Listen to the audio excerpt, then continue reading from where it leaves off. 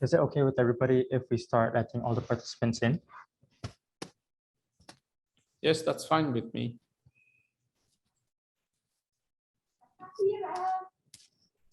Oh, okay, everyone.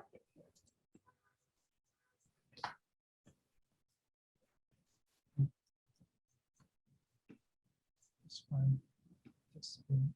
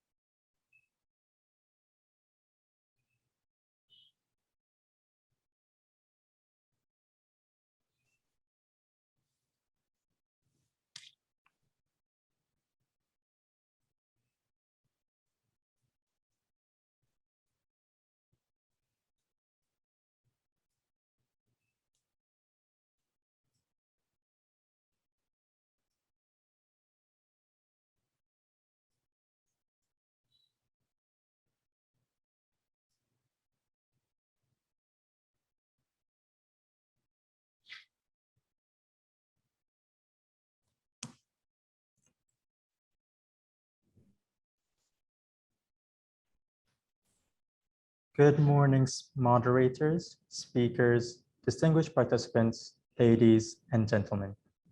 Welcome to MIMA's Symposium on Maritime Cooperation in the Indo-Pacific, Upholding the Rule of Law.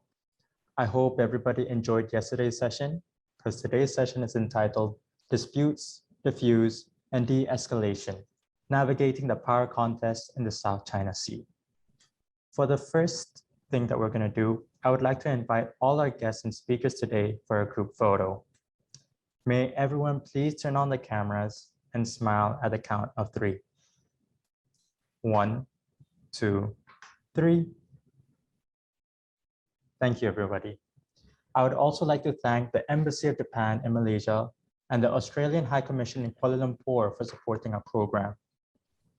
To our audience members today, if you have any questions for our speakers or even our moderator, please use the Q&A feature so that our panel can address them. The Maritime Institute of Malaysia is pleased to present today's moderator, Dr. Nguyen Hung Son. Dr. Son is the Vice President of the Diplomatic Academy of Vietnam and Director General of the East Sea Institute. Prior to his current designation, Dr. Son was a Deputy Director General of the Institute for Strategic Studies at DAV. His research focuses on the geopolitics of the Indo-Pacific, particularly maritime security and Vietnam's foreign policy. As a diplomat, Dr. Son served as a Minister Counselor of the Vietnam Embassy in Ottawa, Canada, and Second Secretary of the Vietnam Embassy in Stockholm, Sweden. He also served at the ASEAN Department of the Ministry of Foreign Affairs, where he was a member of the Vietnam High-Level Task Force delegation negotiating the ASEAN Charter in 2006 to 2007. Dr. Son got his BA from the National Economic University of Vietnam, an MSc in International Economics from Birmingham University, and a PhD in International Relations from DAV. Dr. Son, you now have the floor. Thank you very much. Good morning, good afternoon, good evening, depending on where you are. It's an absolute honor for me to be invited by the Maritime Institute of Malaysia to moderate this session, a very interesting conference. So as introduced by the Master of Ceremony, this session of the conference is going to handle power politics under the title Disputes, Diffuse, and De-escalation, Navigating the Power Contest in the South China Sea. But this whole conference is about upholding the rule of law. And therefore, we are going to, well, survey the interlink between might and right in this session.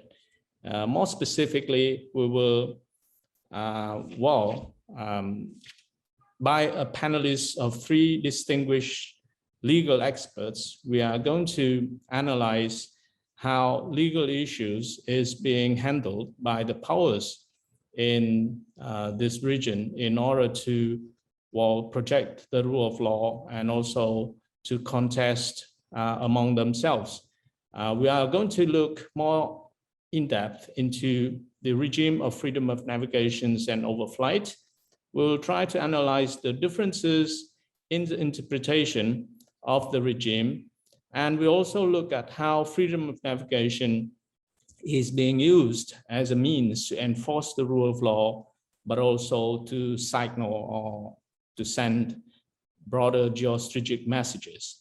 So we have on this session 3 very distinguished speakers. We have Professor James Kraska, Professor of International Maritime Law at the US Naval War College. It's a great pleasure to have you on board, Professor Kraska. We'll have Mr. Aristio Rizka Damawan, a lecturer in International Law, University of Indonesia. And of course, we'll have Professor Donald Rothwell, Professor of Law at the Australian National University. All the 3 distinguished speakers have written and done an extensive work on the field of the law of the sea, and we can't expect a better set of distinguished speakers to analyze our topic today. So without any further ado, let me hand the floor to Professor Kraska to kick off the discussion. Professor, you have the floor and you have maximum 20 minutes to present your views. Professor, you have the floor.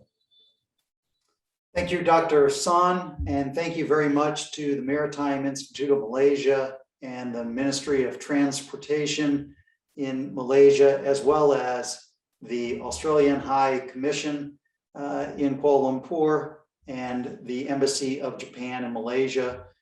Very much appreciate the opportunity to share just a few minutes with these distinguished colleagues. Professor Rothwell, one of the foundational figures in the world on the law of the sea, and Dr. San, one of the most influential voices on the geopolitics of the region, and Mr. Damaran, really the rising star from my class at Harvard Law School and increasingly influential voice in the field. What I thought I would do is just take a few minutes to share a historical perspective of where we have been and how we got there in the region with regard to the law of the sea and navigational rights. So the premise of our panel is that there has been in recent years an interruption of relative peace in the region because of the actions of claimant states and also activities of states from outside the region. And indeed, there was relative peace during the Cold War because both the United States and the Soviet Union and each of their respective friends and allies, for the most part, were relatively respectful of this concept of freedom of navigation and overflight in the oceans. So there were occasional incidents, but generally these 2 superpowers were invested in freedom of navigation, and that was reflected in their cooperation during the 1970s in the negotiations for the Law of the Sea Convention, and even preceding that, their agreement on the Incidents at Sea Agreement, as well as the Seabed Nuclear Treaty in 1972 and 1971, respectively.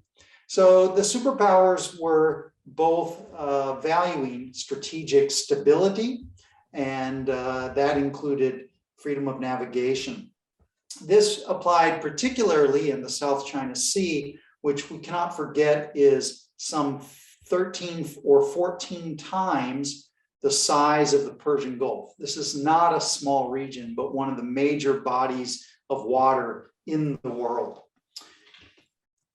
China at the time still had promulgated excessive baselines, that is straight baselines that were as a rule rather than a departure from normal baselines, not using the normal method of baselines. But remember that during this time, most states recognized a 3 or even a 12 nautical mile territorial sea. And while the baselines were excessive then and now, there were relatively few incidents as a result. China's mainland coastline is not, for the most part, deeply indented or cut into or ringed by a fringe of islands. And so both the mainland as well as offshore with Hainan Island and even Taiwan apply straight baselines that appear to be beyond what is permitted in the Law of the Sea Convention. And so those straight baselines have never been recalibrated once China became a party to the Law of the Sea. Now, states may reasonably disagree on the drawing of baselines and other maritime boundaries. In fact, the United States and Canada have some disagreements on EEZ boundaries. These are part of the give and take, the normal negotiation among states. What's particularly concerning, though, is if states use coercion or force rather than diplomacy to try to push their claims.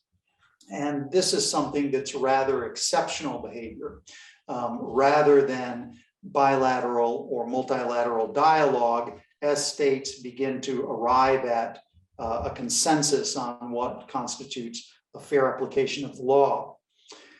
Just a couple of incidents remind us that this is always a possibility. In 1974, China invaded the Paracel Islands and seized them from Vietnam. The United States was not involved in this because this was right at the inception of President Nixon and Kissinger's triangular strategy during the Cold War. And so it was believed that this was something that the US could look the other way.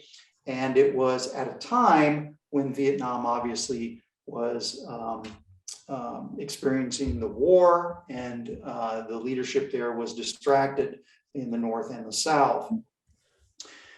China also asserted jurisdiction in 1995 over Mischief Reef. This occurred just soon after the US withdrawal from Subic Bay and Clark Air Force Base. Relatively placid 1990s, except for this incident. And that wasn't the end of it, because by the late 1990s, and of course we know now into the early 2000s, China became more and more assertive over international transits farther and farther offshore. I think this group is quite familiar with some of these that were in the media. Not all of them were in the media, but of course the 2001 EP3 incident really marked a turning point when a US propeller-driven surveillance aircraft, which was 75 miles off the coast of Hainan Island, was intercepted by 2 Chinese F-8 fighter jets. And one of the jets collided with the US aircraft, and one of the fighter jets and that pilot were lost at sea, and the US aircraft made an emergency landing. Now, this created somewhat of an incident. There were other incidents on the water in that same year, but they were overshadowed, in my view, by the attacks on 9/11, and the United States was diverted from really properly dealing with this expansion of coastal state assertion of authority out into the water.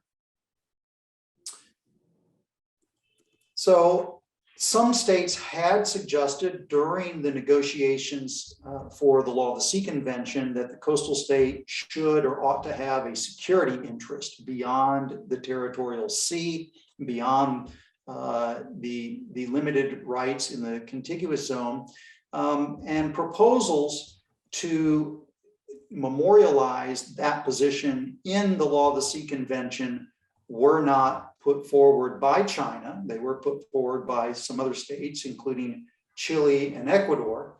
But these attempts were not successful, and those provisions were not adopted or included in the Law of the Sea Convention.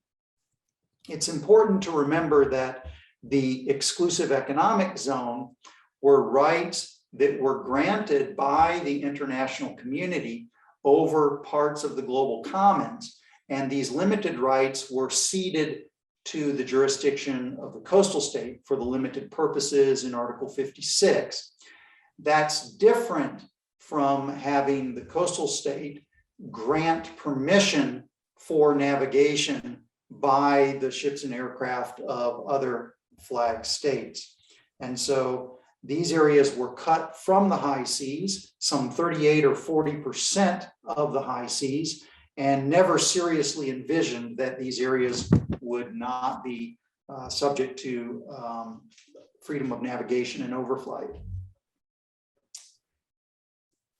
During the early 2000s, the United States was preoccupied with the conflicts in Iraq and Afghanistan, and during the 1980s and 1990s, the US conducted about 35 to 40 freedom of navigation operations worldwide each year. That plummeted to just a handful in the early 2000s to only about 5 or 6 each year, and only maybe 1 or 2 of those in the region. Now, of course, freedom of navigation operations have attracted more attention. And why is that so? Well, they've become more numerous, particularly after 2010, and then especially during the Trump administration in 2017. So relatively recently have they become attracting more attention. And why is this? May I suggest that it is the explosive growth in the size of China's economy and the associated emergence of China as a major military power able to project force, as well as China's willingness to use coercion against states from outside the region, as well as its neighbors on the water. So the Stockholm International Peace Research Institute chronicles that there is a rapid increase after 2000 in Chinese military spending that is almost becoming a vertical line, just going straight up. All the other states in the region, and even those nearby, such as Japan or Australia, their military spending is actually relatively flat during this period over the past 20 years, and then only in the last 5 or 10 years has gone up slightly at a 10, 15, 20 degree angle, not even matching the massive increase in military spending. The SIPRI statistics say that for the first time in 500 years, because of China, military spending in East Asia outstrips that in the West. So this was a direct function of Chinese emergence as a great power and feeling its way in that space. And it was marked by the seizure or control of another feature in 2012, Scarborough Shoal. And in this incident, the United States lacked a compelling response that might have changed the equation, much like 1974 or 1995. And this, of course, was one of the principal motivations for the Philippines to bring the suit that it did successfully in the arbitration decision of 2016, just 5 years ago. So today there are 15 to 20 freedom of navigation operations, including probably half that number in the region. And these are brought on as a result of an increasing sense that the rule of law is failing in the region.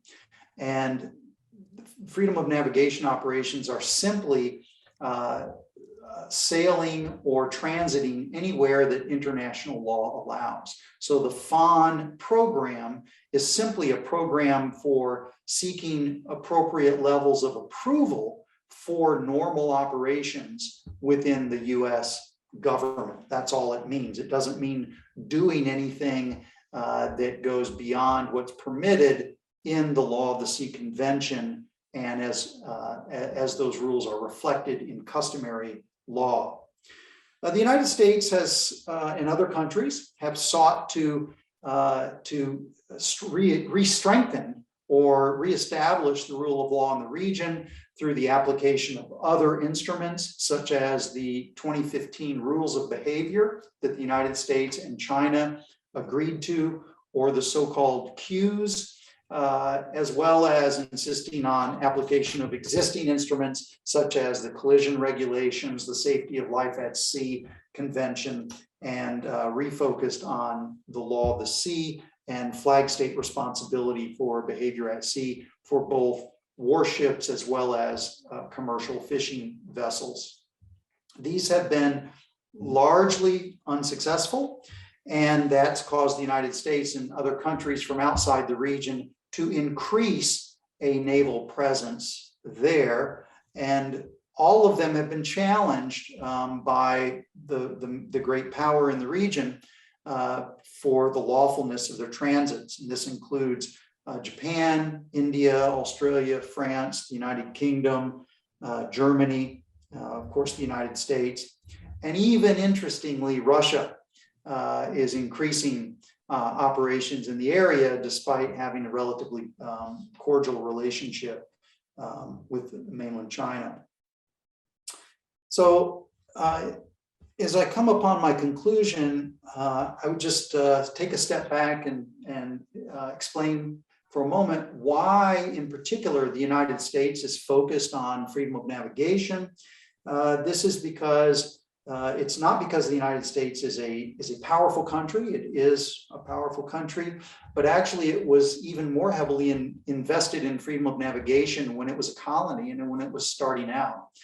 The United States fought its first war as an independent country for the issue of freedom of navigation. This was the quasi-war with France in 1798. It's quite ironic because the US would have lost the Revolutionary War against England but for the assistance of France, and yet quickly became involved in a war with France over the issue of freedom of navigation because France was intercepting US commercial trading with its old colonial master, England. The United States also was involved in the Barbary Wars, two separate incidents in the early 1800s, both over the issue of freedom of navigation. It was engaged in the War of 1812 against England over the Royal Navy interdicting US commercial ships and warships on the high seas. And then, of course, we're very familiar with the history of World War I and World War II, where the United States resisted Imperial Germany and Nazi Germany, Imperial Japan, and their policies to restrict navigational freedom. Why is this salient today? It's because the core foundation, the bipartisan foundation of US national security, is to ensure that there is not the emergence of a hegemonic power either in Europe or in Asia. This explains why the United States was involved in both world wars, as well as why it persisted during the Cold War. It was to ensure that neither of these major centers of power in the world fall under the domination of a hostile power. The US is connected to its friends and allies in both Europe and Asia only through the oceans and the airspace. And so this is a critical or fundamental interest of the United States and will remain so. Of course, in East Asia, the United States has 5 bilateral treaty allies as well as strategic partners. And the only way that the United States can be connected with them is through the oceans. So what I would suggest is that there can be reasonable views or different views on, of course, interpretation of law. What's required in the Law of the Sea Convention is the application of good faith under Article 300. And this means that there ought to be universal application of the law. That's what's good for one country is good for another country. And it's not might makes right. And in this regard, it's fine to have reasonable disagreements, but the rules ought to apply in the same way to all countries. China in particular has conducted now routine operations in other countries' exclusive economic zones, including military exercises, flotilla military maneuvers with 3 or 4 or 5 ships. Just in the last 6 weeks or so, it went through the Soya Strait, the Tsugaru Strait of Japan. Imagine if a flotilla of Japanese or US warships went through Hainan Strait, what the reaction might be. And yet for Japan or the United States, there's no reaction really. These ships also routinely now collect intelligence off the coast of all of its neighbors in Southeast Asia, as well as, of course, India, the United States through Guam and Hawaii, and even a recent surface action group of Russia and China operating offshore in the Aleutian Islands. These are lawful transits, by the way. These warships are exercising high seas freedoms in the exclusive economic zone, and they're permitted to do so. But the application of the rules ought to be the same for all countries. Thank you so much. Well, thank you very much, Professor James Kraska, for a very in-depth, comprehensive presentation. You started out by asserting that during the Cold War, there was strategic stability due to cooperation between the major powers. But now there seems to be a lot of instability, and that is largely due to China's lack of cooperation in enforcing the freedom of navigation regime as commonly understood by the community of nations. And you specify the role of freedom of navigations and how the US is using that to enforce the freedom of navigation regimes. We'll go into the question later with your presentation, but now let's move on to the second presenter, which has been waiting, and Mr. Darmawan, lecturer of international law at University of Indonesia. You have the floor, and please stay within 20 minutes. All right, thank you. Thank you very much. First of all, I'd like to thank the Maritime Institute of Malaysia for inviting me to join this very important and timely events and discussing a very pressing issues facing our regions today. And of course, I think I have to say that it's quite a challenge to speak in the middle of 2 very distinguished professors, who is also my teachers and mentors, who is a giant in the study of the law of the sea. So I apologize if there's a bit coherence in my presentations. So what I'm trying to say in the next 20 minutes or less is I won't really cover much about the international law aspect, because I think Professor Kraska and Professor Rothwell have given an unparalleled explanations about the international law aspect. So what I'm trying to do here in the next 15 minutes or so is I will talk about how the region's perspective on the recent development in the South China Sea. Of course, as we observed in the last several years, there has been a lot of events, escalations happened in the South China Sea, and we can divide it, I think, a couple of issues here, which is where the ASEAN states have a unifying positions or a firm, solid, shared positions, and some of the issues which ASEAN countries have several diverge challenge response to on several of the issues. So the several recent development that happened in the in Southeast Asia that contribute quite significantly to the South China Sea dispute. First is, of course, the pandemic, as is already stated in the brief of these panels. I think the pandemic has contributed quite significantly to the South China Sea dispute. Of course, the pandemic started as contribute significantly to the economic aspect, to many of Southeast Asian countries. But then if it's affect the budget of the military budgets of Southeast Asian countries. Professor Kraska briefly mentions the number of allocation of military budgets here in the regions, especially China. But if we see in the context of Southeast Asia, really the pandemics has hit the economics of Southeast Asia quite significant, and therefore it implicates the reduced budget of allocations for defense and military patrol. In the recent months of the pandemic, Indonesia announced that it decreased their defense budget nearly like $588 million US. And when I talk to colleagues from the Coast Guard, they say that it quite influenced quite significantly in regards to the capacity of patrol in Indonesia's water. So it's not only Indonesia, and other countries, of course, in the region, such as Thailand, has also announced that it's reallocate or adjust its budget allocations up to like $550 million US. And therefore, less and less defense spending will contribute to the less and less patrol at sea. So that's why during the pandemic, a lot of challenge might arise. And if we see and observe in the last couple of years, just after the pandemic, I think there has been a lot of escalations and tensions in the regions from the Chinese Coast Guard and also the PLA Navy.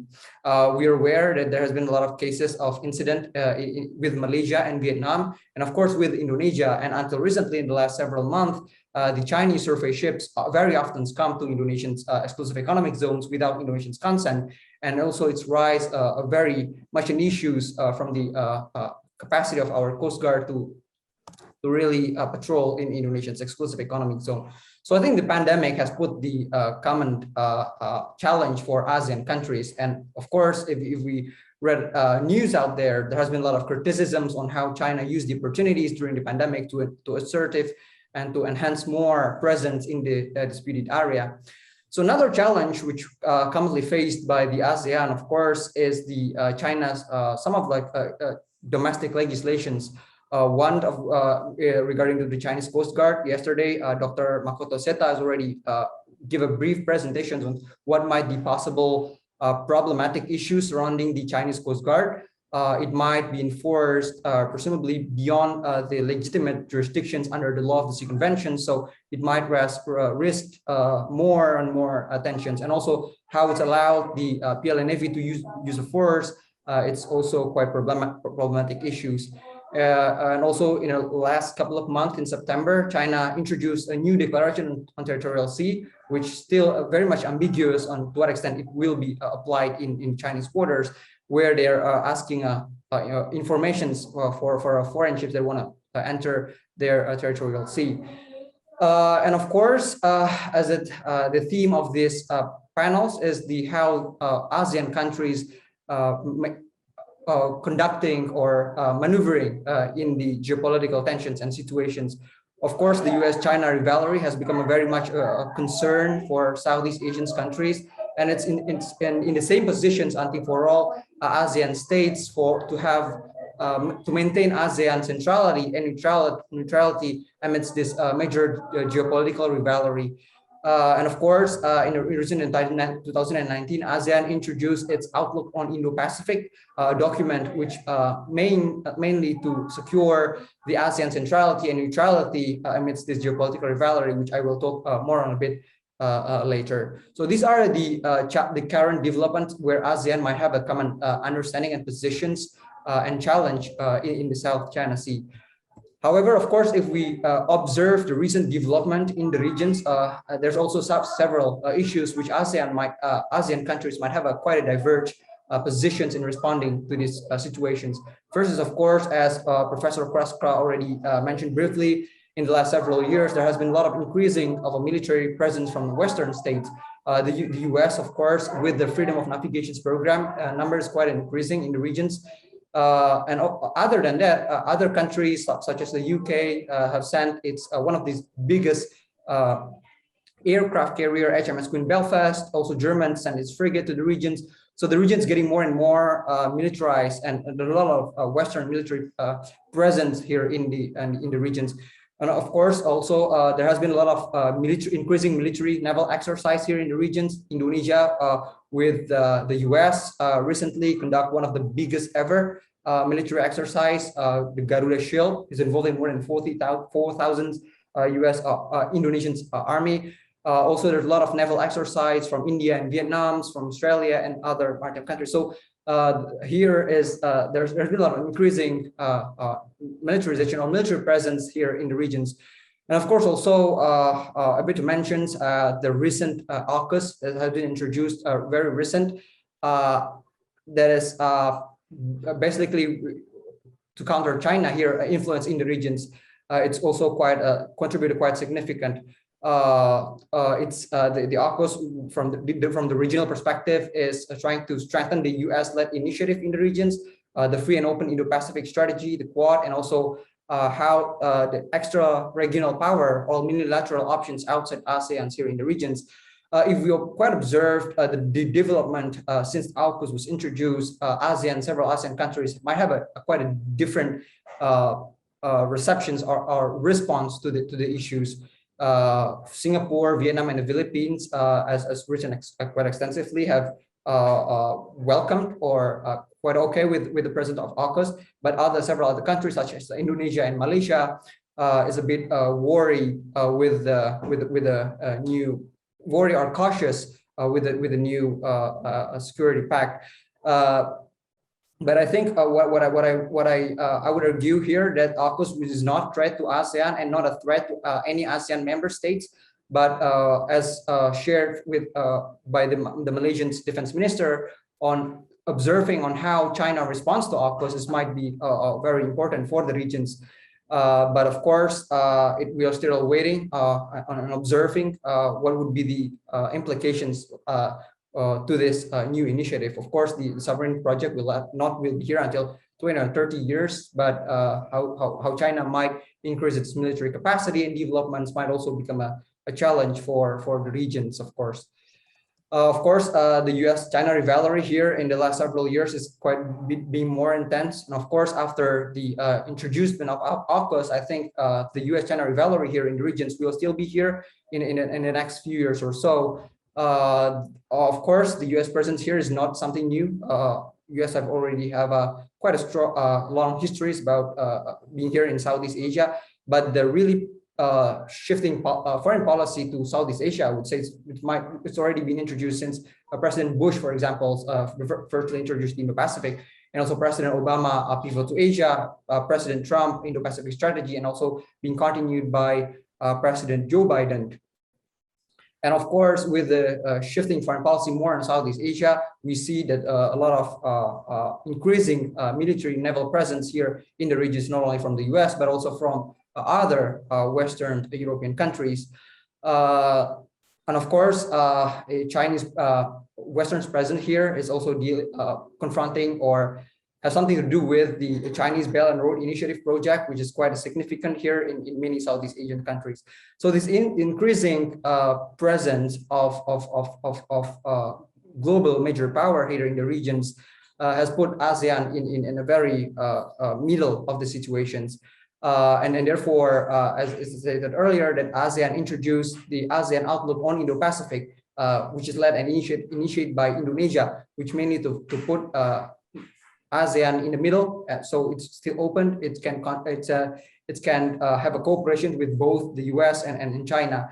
But several other criticisms or several colleagues here in Indonesia argue that the ASEAN Outlook is not have nothing to do really with the South China Sea or overlapping maritime claims. It mostly works on trade and investment and economic issues, but also and maritime, other cooperations in maritime domain. But I think the ASEAN Outlook is very much more on still a principle. So there has been a discourse on how to creating more concrete implementations of the Outlook, and it's still ongoing process, and which has been delayed for several years due to the pandemic. But I think how these ASEAN Outlook being implemented in terms of concrete terms, I think it's very much important. And I think also what most important about the Outlook is how the Outlook emphasizes the importance of international law and maritime order for basis of cooperations with either the US, both the US and China.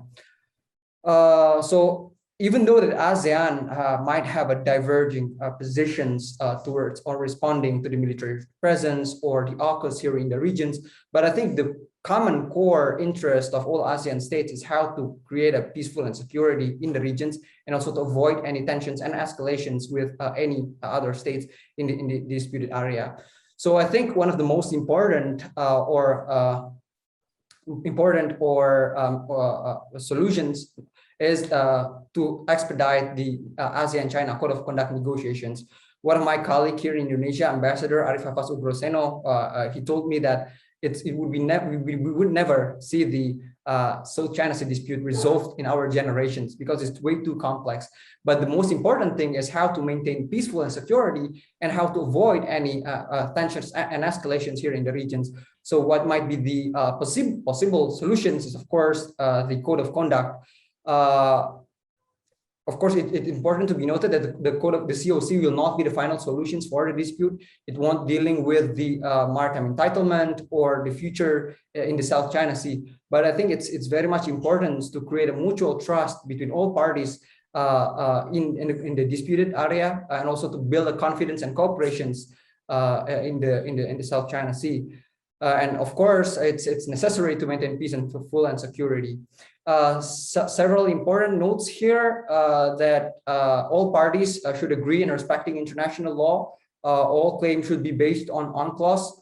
All parties should agree to avoid any use of force and provocations in the disputed area, and also a duty to cooperate and promote technical cooperations.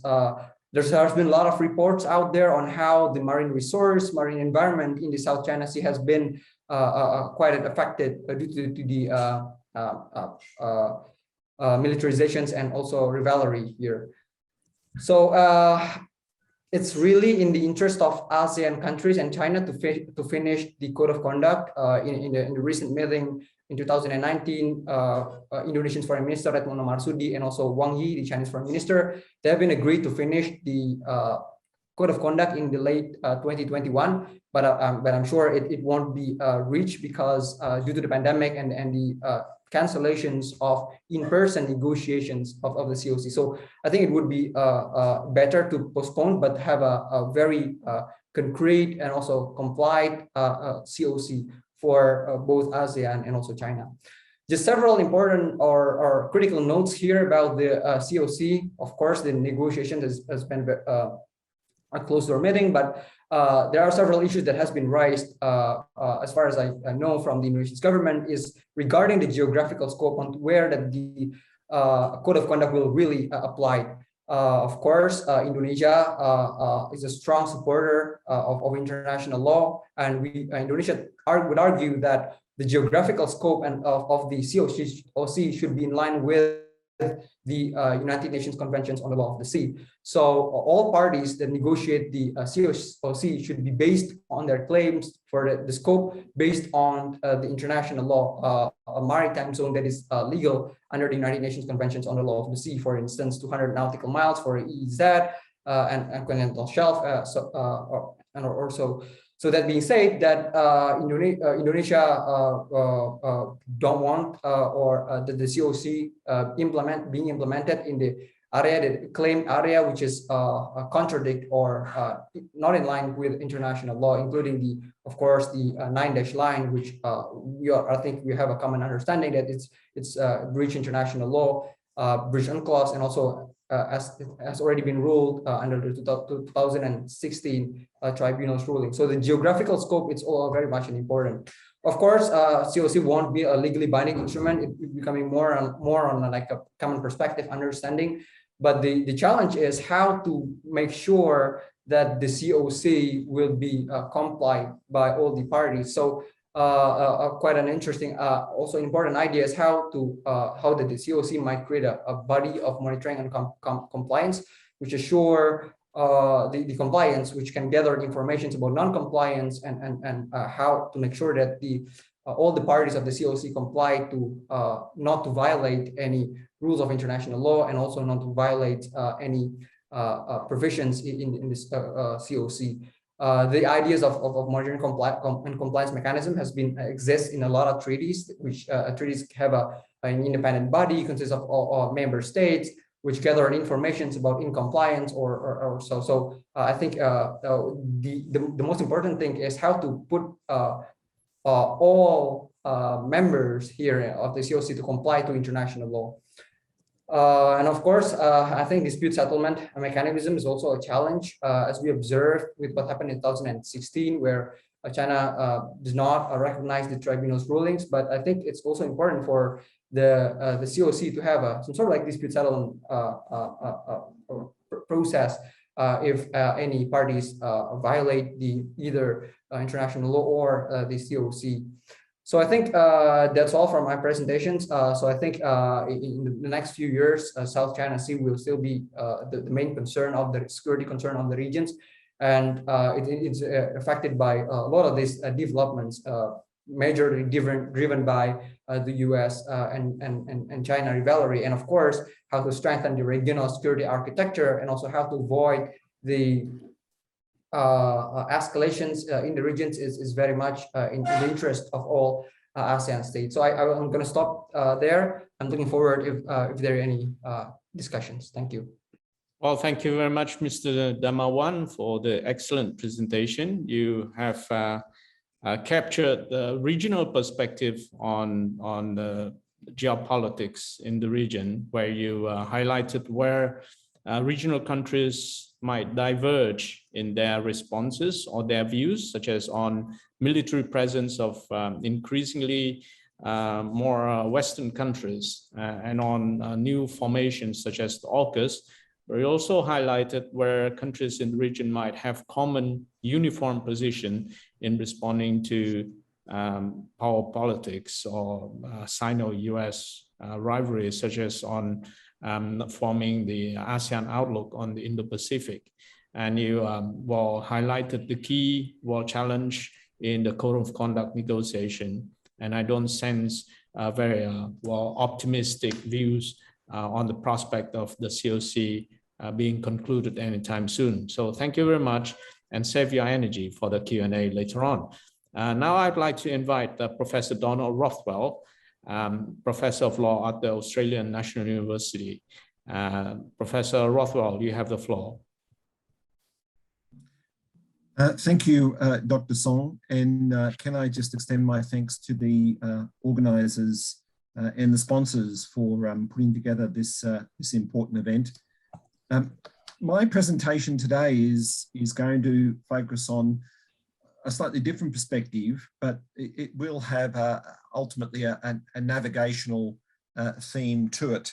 And the principal lens that I'm wanting to apply to some of these issues is to look at it through the perspective of artificial islands. And so to begin, I just wanted to show you some images of artificial islands, some of which you might be familiar with, others perhaps less so. This is the artificial island of Hulhamle, which is in the Maldives, an artificial island that construction started in 1997, and which is 4 square kilometers in size. And that artificial island sits within the archipelagic baselines of the Maldives. This is an image of a proposed Danish offshore island, a so-called energy island that's being built in the North Sea. This, of course, is Subai Reef in the South China Sea. And I think relevantly for our purposes, we need to recall that the arbitration tribunal said that Subi was a low tide elevation, but Subi sits within the territorial sea of at least one of the adjoining features, and that is either Sandy Cay or Thitu.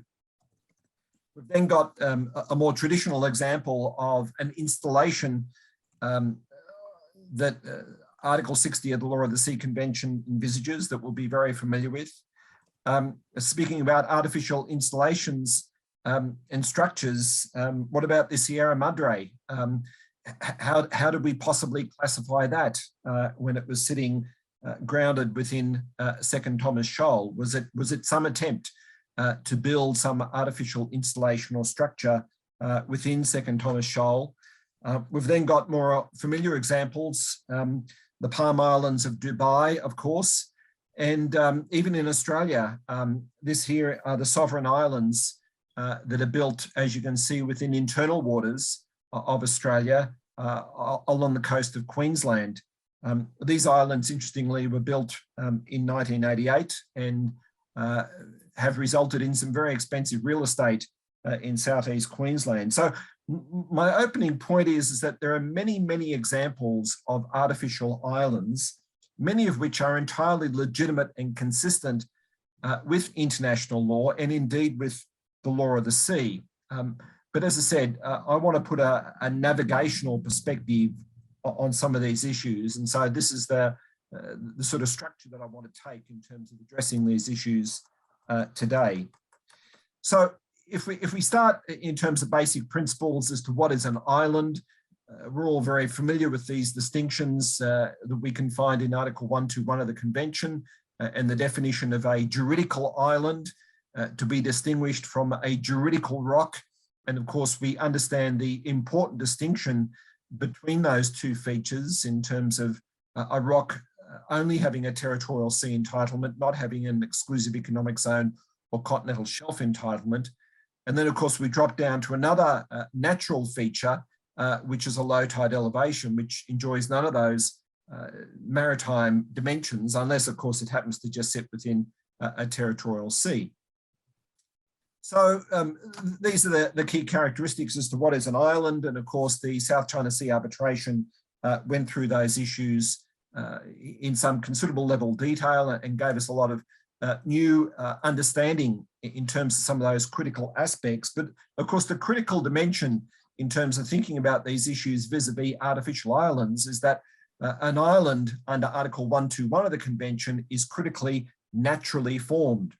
And we might think that most islands are naturally formed and we can identify those already, but there are from time to time examples of new naturally formed islands occurring in various parts of the world. And certainly that's been the experience in our part of the world here in the Pacific, certainly in the Southwest Pacific, but also in parts of the Western Pacific off the Japanese coast. Many of these features, I should say, formed by volcanic activity are not of very long standing. So I think we've got a good sense as to what exactly is a naturally formed island. What about artificial islands? And there we move to these three provisions that we can find in the Convention, of which Article 60 is the critical provision, which gives us a good sense of the scope and various dimensions and characteristics as to what is an artificial island. It's not naturally formed. It's a feature that has arisen as a result of human intervention of some form. And most importantly, Article 60 makes it quite clear that, of course, an artificial island does not possess the status of an island, and that has all sorts of ramifications within the context of the Convention. Relevantly for this discussion, it means that it does not have a territorial sea. And of course, that becomes incredibly significant in terms of the extensive evidence of artificial island building activities and construction activities that we've seen undertaken throughout the South China Sea over the last decade. And of course, that was a key focal point for the deliberation by the Annex 7 Arbitral Tribunal in South China Sea. But I guess one of the curiosities here, and it's picked up a little bit in the South China Sea arbitration, is what is the distinction between constructing an artificial island and land reclamation? And if you look carefully at the South China Sea award, the word reclamation is actually used quite extensively. Now, what does international law say about land reclamation? It says basically it's a perfectly legitimate activity. And there's a lot of historical evidence of coastal states having engaged in land reclamation around their coastlines, especially in areas around their ports and harbours for centuries.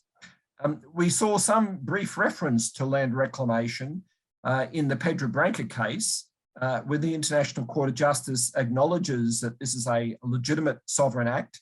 But perhaps most importantly, in the Straits of Johor case between Malaysia and Singapore, before the International Tribunal for the Law of the Sea, Malaysia conceded the legitimacy of Singapore's land reclamation activities, as being a legitimate act of a sovereign state. But of course, the critical issue there was the environmental impact arising from the Singaporean land reclamation activities in the Straits.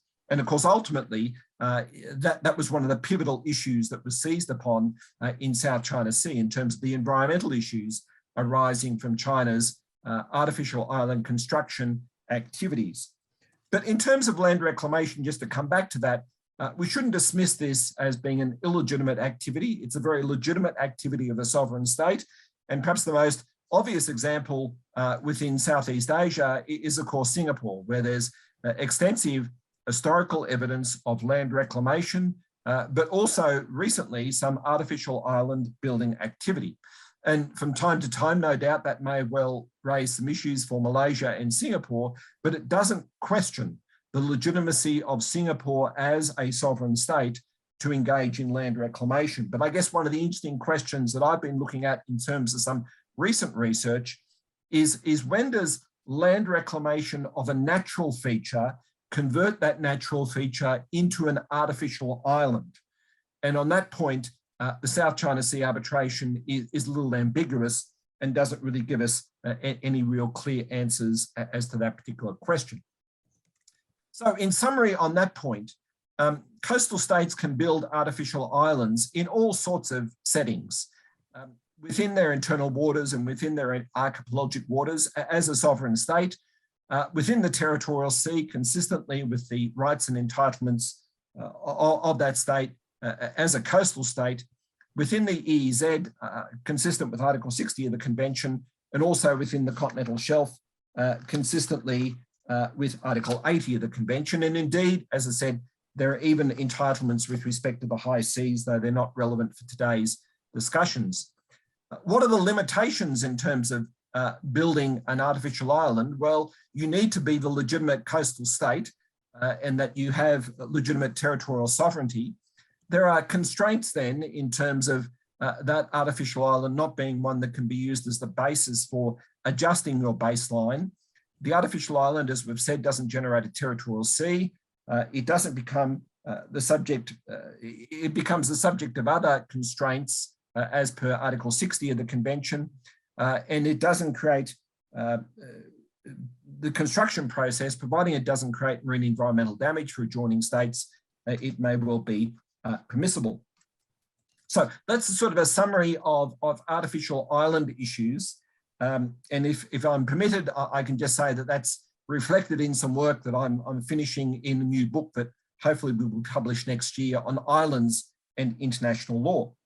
So to come to the critical issues with respect to navigation, with respect to an artificial island that exists or is located within the territorial sea, well then innocent passage can clearly be exercised in the vicinity of that artificial island, subject to any safety zone that may well have been declared around the artificial island.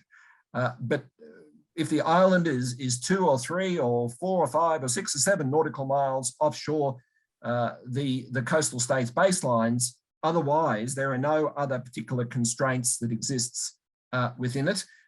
There is no overflight, of course, within the territorial sea, so that issue isn't raised.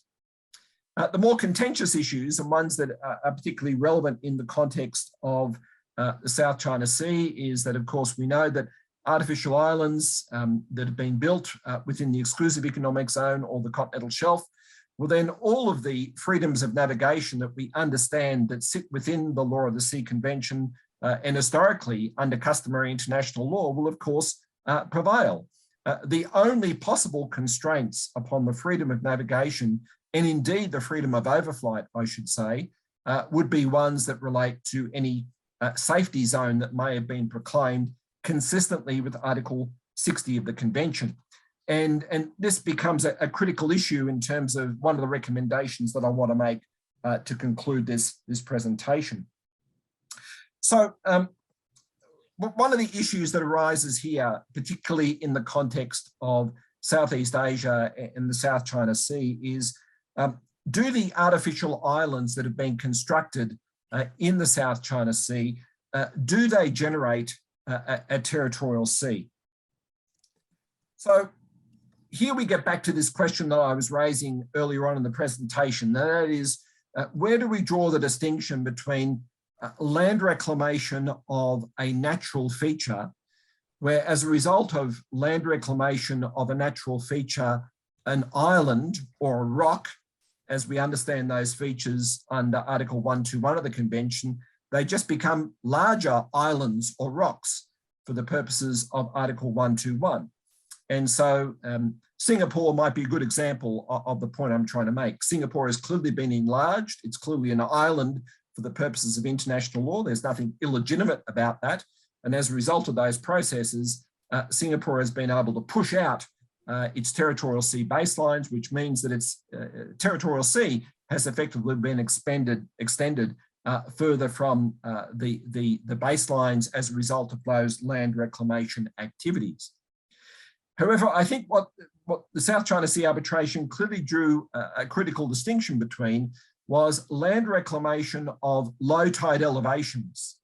Land reclamation of low tide elevations, whatever that low tide elevation may have been called, does not convert that low tide elevation into a natural feature. My colleague at ANU, Imogen Saunders, refers to this as the so-called natural state doctrine. And if you look carefully at aspects of what the tribunal said in South China Sea, the tribunal was really saying, well, man-made human intervention will not convert a feature from its natural state into an artificial state.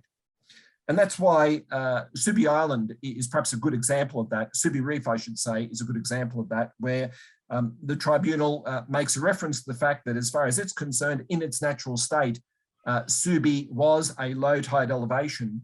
And as a result of China's land reclamation or artificial island building activities, that doesn't convert it into a natural island for the purposes of Article 121 with a territorial sea entitlement, which would have implications potentially on navigational rights and freedoms adjacent to that. So from a South China Sea perspective in particular, we basically need to ask ourselves the question, are we looking at features which are islands for the purposes of Article 121, paragraph 1 of the Convention? Are we looking at features which are rocks for the purposes of Article 121, paragraph 3? Are we, on the other hand, looking at low tide elevations, or are we looking at artificial islands? And obviously, a number of groups have done some considerable analysis in terms of trying to understand the distinction between those, but also try providing some form of characterization of those features. The South China Sea Award sees part of that process undertaken, but of course it's not comprehensive because it's only looking at the features that were before the commission, or the tribunal, I should say. So I'm seeking to really raise a series of questions here for our consideration and deliberation. Obviously, in terms of any of these features, we need to go back to basic principles and ask the question as to, well, who exactly is the territorial sovereign? Is there existing land, whether that's an island, rock, or a low tide elevation? Does that territorial sovereign have a legitimate maritime claim to be able to construct an artificial island within those various maritime zones? And then for what purposes can an artificial island be used? And once again, that comes back, I think, to where the artificial island is located. If it's located within the territorial sea, the coastal state has a vast range of capacities. If it's within the EEZ or the continental shelf, that's much more limited. And then in terms of navigation, well, really an artificial island doesn't have a significant impact upon navigational rights and freedoms at all, other than the potential for the state who has built the artificial island and claims some sort of jurisdiction over it, whether it's in the high seas or whether it's in the EEZ or continental shelf, to claim a maritime safety zone. So these are some of the key points in summary that I've been seeking to make. And then a rock that might become an artificial island still retains its status as a rock, in which case it has a territorial sea, but that's not the case with a low tide elevation. And that's why the Subi Reef example is an important one. So my conclusions, Chair, are the following. As I've said, coastal states are clearly entitled to build artificial islands under multiple different circumstances and also able to undertake land reclamation. But to do so, of course, they must be the legitimate and recognised coastal states. As we know, artificial islands do not generate similar sovereign entitlements to a natural island.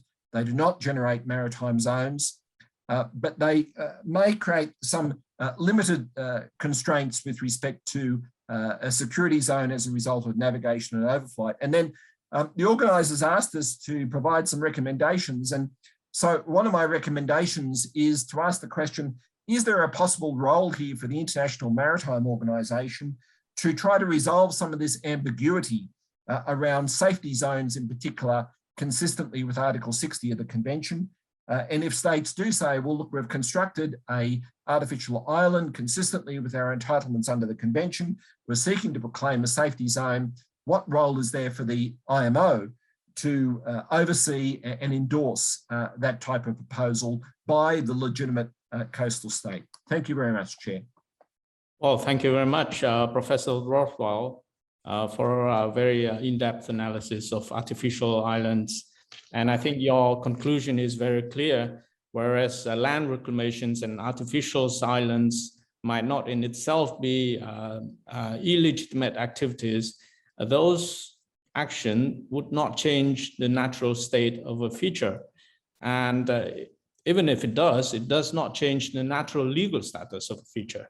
And it doesn't impose any further restriction on navigational rights other countries enjoy, other than the safety zones established around them in compliance with Article 1660 of UNCLOS. So I think that these are very clear conclusions.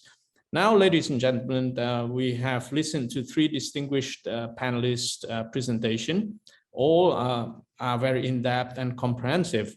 Let us now open the floor for Q&A. And I welcome you to type your question in the Q&A box as suggested earlier by the moderator. Now, I haven't seen any Q&A in the box yet.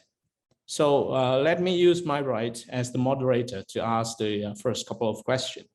Now, Professor Kraska, you mentioned about US Soviet cooperation during the Cold War, and that helped ensure certain strategic stability.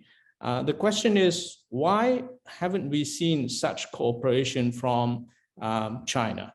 What would take China to come to the stage where you'd see the benefit of cooperating with the US in that sense? Since China and Russia now are so closely allied, is there any chance that Russia might help China come into terms with that common approach to that most major powers or naval powers will have on with regard to freedom of the seas and freedom of navigations regime? So that's first question to you, Professor Kraska. Now to my dear Mr. Damawan, I wonder what's your observation on the positions of ASEAN states with regard to the UN Convention on the Law of the Sea. Have you seen a convergence of their views with regard to how they see the Convention on the Law of the Sea applies to South China Sea, and how that would help the Code of Conduct negotiation? And Professor Rothwell, with regard to artificial islands constructions in the South China Sea, in what way would you consider China's constructions of the artificial islands in the South China Sea are illegitimate or have not been in full compliance with existing rules or norms, such as with regard to environmental protection, as you mentioned in your presentation? So let me kick off with these first three set of questions while I wait for more questions to come from the box as well as from the panelists. Professor Kraska, can you start? Thank you, Dr. Sun, for the first question. I'll be glad to share my thoughts on this. So it's important to remember that during the Cold War, the Soviet Union and the United States never missed an opportunity to try to score points against the other. And they found during the negotiations for the Law of the Sea Convention that they accidentally discovered they had a commonality of interest in this value of freedom of navigation. The Soviet Union, of course, began opposed to the United States until it realized what was going on with the development of the regime of straits and transit passage through straits used for international navigation. And while it's the largest country in the world, Russia is completely zone locked if you don't count the Arctic Ocean, which is also often blocked by ice or ice-infested waters. And so what this means is that it's very difficult for Russia to gain access to the high seas without going through the EEZs of its neighbors. And China is actually in a similar position. It's completely zone locked. And China is frustrated by this. And I think China ought to just be comfortable with its great history and industrious and creative population and all of its accomplishments, rather than kind of creating artificial ambiguous waters such as the 9-dash line that's not accepted anywhere outside of China. Even with Taiwan, China is completely zone locked and not able to enter into the high seas without access of going through another country's exclusive economic zone. And there's no problem or shame in this regard. I mean, Singapore is a geographically disadvantaged state. There are landlocked states, and China finds itself not even in the top 20 in terms of the size of its legitimate exclusive economic zone. I mean, the largest EEZs in the world are the United States, France, other major countries, Australia, Japan, and China's not even in the top 20 in terms of size. So what might change China? Obviously, if China continues to have a global presence, both commercially with the Belt Road Initiative, and now China operates the largest navy in the world, that it may understand that the costs of its position are actually greater than whatever benefit it thinks that it's acquiring. I'll end with just this point. China is now operating in the US EEZ and territorial sea as far as Alaska. Of course, Russia and the Soviet Union have operated in the US EEZ exactly 13 nautical miles off of key US naval bases, nuclear submarine bases, for probably going on about half a century, about 50 years. And I think, as we mentioned, all of the warships from outside of the region that are coming into the region, and with the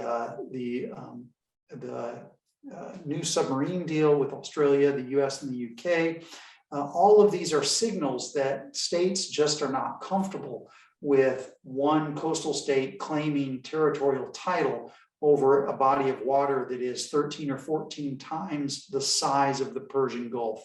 So this might actually inure to the benefit of China in realizing that its policies have not actually played into its own self-interest. If the United States were to make sort of a similar drama over Russian or Chinese warships off the coast, my guess is that we would see more of them, not fewer of them. And I think China may realize this eventually. And once it reduces the temperature, I would suspect that that would be beneficial to everybody. Thank you very much, Professor. Mr. Damawan. Thank you very much, Dr. Son, for the questions. I think it's very important questions that very often being questioned here in Indonesia as well. to what extent the ASEAN can have a stronger voice in South China Sea. But with the first question, if we ask to what extent the ASEAN countries' positions towards the law of the conventions, I think it's quite clear. All of the ASEAN's member states respect and uphold the rule of law, specifically the United Nations Conventions on the Law of the Sea. So that is unquestionable, I think. All countries are parties to UNCLOS, and we are all supporting the role of UNCLOS in settling in the South China Sea. But I think the questions or the problem that often arise is to what extent ASEAN might have a strong and solid positions in dealing with China in the South China Sea. Because first, I think China's economic role here in the region is quite important. It's very much important, of course, for several countries with the Belt and Road Initiative. There has been a lot of projects procured in the regions, including Indonesia, and that quite a significant economic relations with China sometimes often contribute to how Southeast Asian countries confront or have a relations with Beijing. Let's have the case of Indonesia, for example. Here, Chinese is quite a huge investors here in Indonesia, and our government is working closely with the Chinese, with Beijing on several projects.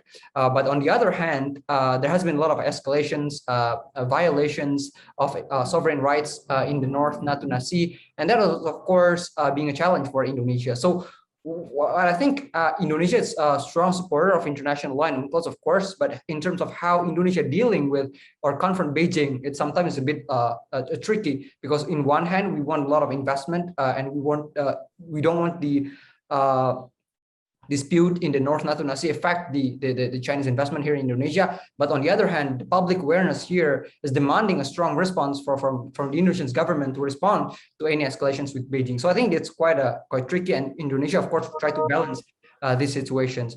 But if we see ASEAN in general, of course, as I said, China with its Belt and Road Initiative project has been a very strong in a lot of countries.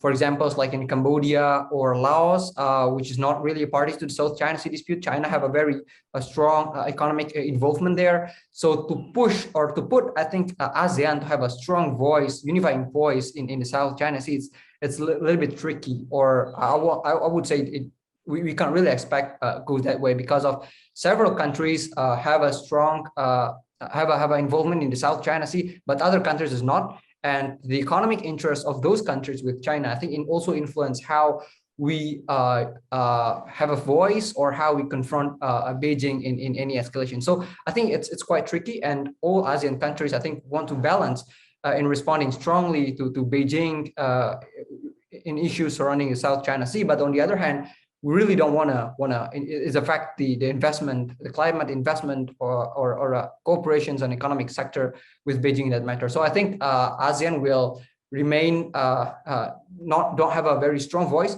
But what I would suggest, it's maybe more on unilateralisms. For example, countries that involved in the South China Sea, Indonesia, Vietnam, Malaysia, Philippines, that have a common interest should have more to say on responding to Beijing. So I think that would be my answer to your question. Thank you very much. And Professor Rothwell? Thank you, Chair. I think I had just 3 simple comments to make, and they really relate to the South China Sea award. The first is that the tribunal emphasised that to be able to construct an artificial island, you need to be the legitimate coastal state. And predominantly, the finding of the tribunal was that China's construction activities were occurring within the Philippines' EEZ, and therefore there was no Chinese entitlement to be able to build artificial islands consistently with Article 60 of the Convention. Secondly, as I observed in my remarks, any construction activity of an artificial island needs to be consistent with the environmental provisions of the Convention under Part 12, and there was overwhelming evidence about the destruction of the marine environment being caused by China's artificial island construction activity. And then thirdly, of course, as many attendees will be aware, China decided to reject, refute, and ignore the award. And as a result of that, the dispute has really been aggravated by ongoing artificial island construction and building activities. Chair, if I can just make two brief comments. First of all, I just want to endorse the point that Professor Kraska was making, and that is that the freedom of navigation is a reciprocal right and entitlement. And certainly, as Professor Kraska well knows, in the Arctic, China has very significant interests that they're seeking to explore, and much of that depends upon Chinese vessels of all sorts being able to exercise the freedom of navigation. So this reciprocal right of the freedom of navigation has had a long history to it, and to that end, any significant constraints being posed by China upon the freedom of navigation in terms of its interpretation could have significant implications in terms of the entitlements of Chinese flagged vessels to be able to enjoy the freedom of navigation in various parts of the world.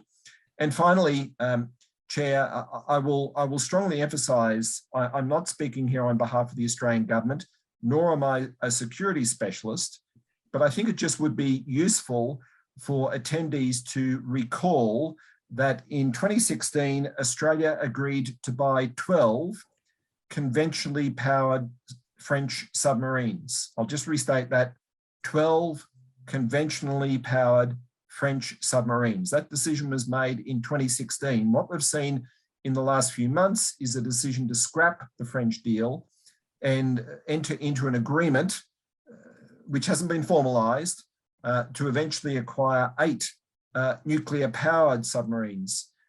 So in fact, Australia's submarine capacity is reducing a little bit, but on the other hand, there's a lot of debate and discussion about the enhanced capability of nuclear-powered submarines. Thank you, Chair. Well, thank you very much, Professor Rothwell. Now we've got one question, and I saw a couple of hands raising up, but then they pulled down. But here is a question coming anyway. Hang on. Well, we have a hand raised. So Sumati, would you like to ask the question directly, please? Thank you, Dr. Hun San. And thank you to all the panelists for the excellent analysis. My question to all the panelists is related to the issue of compliances in regards to the new law enacted by the Chinese Coast Guard and also the Maritime Safety, the Maritime Traffic Safety Act. So as we read in the news of the announcement by the Chinese authorities, this act and the new law is primarily to regulate the shipping and also the shipping movement in the South China Sea. But my question is, what are the circumstances that all other ships that passing through the South China Sea on passage are bound by this laws and also the act? And what are the circumstances that ships belonging to the government, for example, the Navy vessels and so on, are not bound by such regulation? Thank you. Thank you very much, Sumati. And I guess you pose the question to any of the panelists who would like to respond. Can I direct it to Professor Rothwell, maybe? Thank you, Chair. Look, I'll defer to my colleagues in terms of more detailed comments, but the obvious point to make is that any foreign government vessel enjoys sovereign immunity from the application of any Chinese laws that might seek to apply to it. And that, of course, extends not only to naval vessels, but also other government vessels. So any attempt to arrest, detain, or ultimately to prosecute such a vessel would be one that would violate the principle of sovereign immunity. And more than likely, I suspect, if another UNCLOS state party was had one of their flagged vessels caught up in that incident, would result in a matter going before the International Tribunal for the Law of the Sea. Thank you, Chair. Thank you very much, Sumati. There's one more question, and time is running out, so I'll just read it out. The question is from Makoto Seta, and the question is directed to Mr. Damawan. In your slides on ASEAN-China COC, you mentioned that Indonesia wants to limit the definition of disputed water under the COC. As far as I understand, sometimes disputed area has been used in international judicial proceedings. For example, recent Somalia and Kenya cases. Is there any difference between disputed water and disputed area? Also, did you think that still the 9-dash line can be a ground to establish a dispute, especially between China and the Philippines? Because we can say that the arbitral tribunal under Annex 7 has already solved the dispute from a legal perspective. So the question is to Mr. Damawan. Would you like to respond, please? All right, so thank you very much for the questions. So I think I only want to make a few comments here. First is regarding the disputed waters and disputed area. I'm not very sure if there is any difference that I want to make mean there. But in regarding to the to what extent will the 9-dash line still become a basis for negotiations? I think it's this. I have a short conversations with colleague from the Foreign Ministry. Of course, that the negotiations for the COC is very much a closed door, and as an outsider's view, I think that there might be a strong negotiating part in regards to where that the code of conduct will be implemented, right? And of course, as far as I knew, China wanted that the COC can be implemented in the whole 9-dash line as part of the disputed waters. And what I'm trying to emphasize that in my slides is that the part where the COC should be implemented, I think it should be all based on the claim that is legal under UNCLOS, and therefore the 9-dash line should not become the legal basis for negotiations, and should not be implemented in the 9-dash line, because it's quite obvious it's contrary with international law. Even in the 2016 tribunals has already reiterated that it's inconsistent with UNCLOS. So that is my quick comments on that. Thank you very much. Unfortunately, time is run out. So Professor Kraska, would you like to quickly respond? Okay. Well, I'm sorry. I was just going to add with regard to the question asked by Seita-san, which is the bottom line is that it's always very difficult. I agree completely with what Professor Rothwell said, but it's always very difficult to apply these things to China because their laws are so ambiguous. That they might be interpreted one way that could conceivably be fine, but then they also could be interpreted another way to be in violation of China's legal obligations. And the past conduct of China doesn't lend itself to a more sympathetic interpretation, and that's why I think it generates concerns. Thank you very much, Professor. Now, unfortunately, we have run out of time and we already went past the time allowed. So I leave 30 seconds for each of the panelists to maybe say your concluding remarks before we have to close this session. I'd like to go in reverse order maybe. So I'd like to invite you, Professor Rothwell. Thank you, Chair.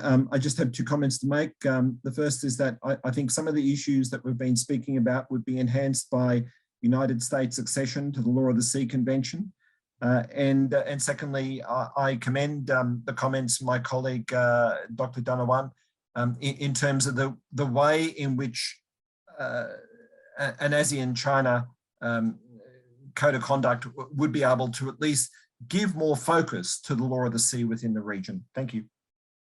Thank you very much. And Mr. Damawan? So I think observing what happened in the recent year in the South China Sea, I think the escalations will still going on in the next few years. But I think the most important thing is how that all parties, including China, uphold UNCLOS and not doing something that is contradict with the rule of international law. Thank you. Professor Kraska?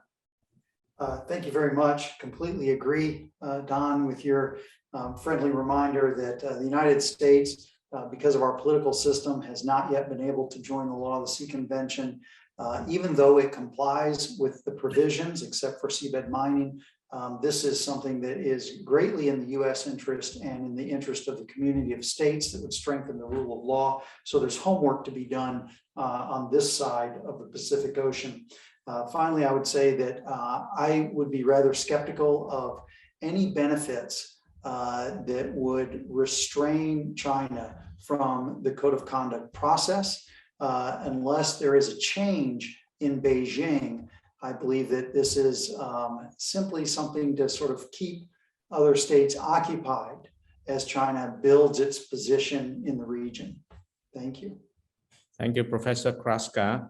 Well, I think there's been a major development in 2020 where all the ASEAN coastal states formally reiterated their endorsement of the either UN Convention on the Law of the Sea, the tribunal's ruling, either explicitly or implicitly. That's a major development in ASEAN, and I hope that is going to help in strengthening ASEAN core positions with regard to the law of the sea. A surprising development earlier in August that Foreign Minister of China, Wang Yi, promised to ASEAN that China is going to negotiate a code of conduct in full compliance with UN Convention on the Law of the Sea.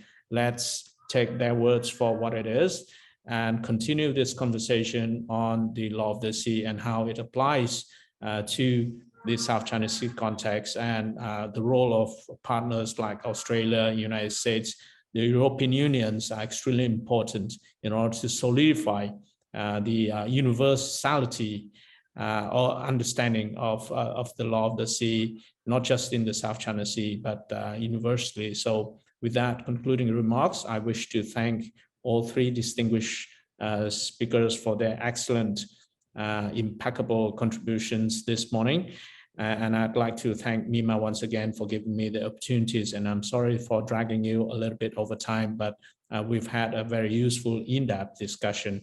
Thank you very much and looking forward to another interactions with you all. Thank you.